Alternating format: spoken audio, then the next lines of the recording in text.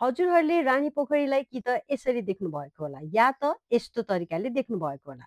राजा प्रताप मल्लले आफ्नो माइला छोरा चक्रबतेन्द्र मल्लको मृत्यु पश्चात शोकाकुल रानीलाई खुसी तुल्याउने उद्देश्यले इस्वीसम्म 1665 यस रानी पोखरी निर्माण गरेका थिए। पोखरीको दक्षिण किनारमा हात्तीको मूर्तिमाथि आफू र आफ्ना दुई छोरा मोहिपतेन र चक्रबतेन्द्रको शालिग पनि राजा प्रताप मल्लले नै निर्माण गराएका हुन्।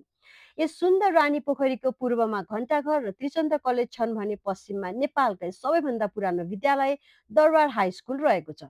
त्यस्तै उत्तरमा विश्वज्योति सिनेमा घर रहेको छ भने दक्षिणतर्फ रत्न पार्क रहेको छ।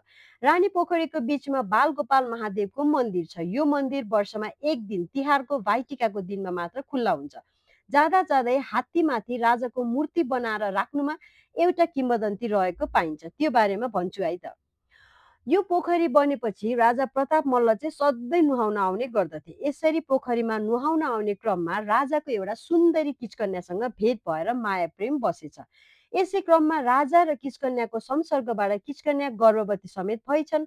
यता राजा पनि दुब्लाउँदै गएको देखेर भाइ भारदारहरू चिन्तित भएर के कारणले यसरी राजा दुब्लाउँदै गएको भनेर खोजी भएछ र राजा र किचकन्या बीचको प्रेम प्रसङ्ग पत्ता लागेछ। त्यस्तै किचकन्या गर्भवती भएको कुरा पनि थाहा भएछ। यो कुरा पत्ता लागेपछि अचम्मै हुन लाग्यो, यस्तो त हुनु हुँदैन भनेर भाइ भारदारहरू तथा गुरु पुरोहितहरू मिलेर किचकन्यालाई बसमा पारेछन् र गर्भवती किचकन्याको भ्रूण सहित पोको पारेर रानी पोखरीको छेउमा विशाल हात्ती, त्यसमा राजा र युवराज सहित चढेको मूर्ति बनाएर त्यस हात्तीको अघिल्लो खुट्टाले किचकन्या र भ्रूण सहितको पोकोलाई कुल्चिएर राखेर पछि फेरि अब यसले दुःख दिँदैन भनेर चाहिँ यसरी चाहिँ उक्त मूर्ति स्थापना गरिएको भन्ने किम्वदन्ती रहेको छ। यस्तै जानकारीमूलक भिडियोहरू हेर्नको लागि हामीलाई फलो अनि सब्स्क्राइब गर्नुहोला। धन्यवाद।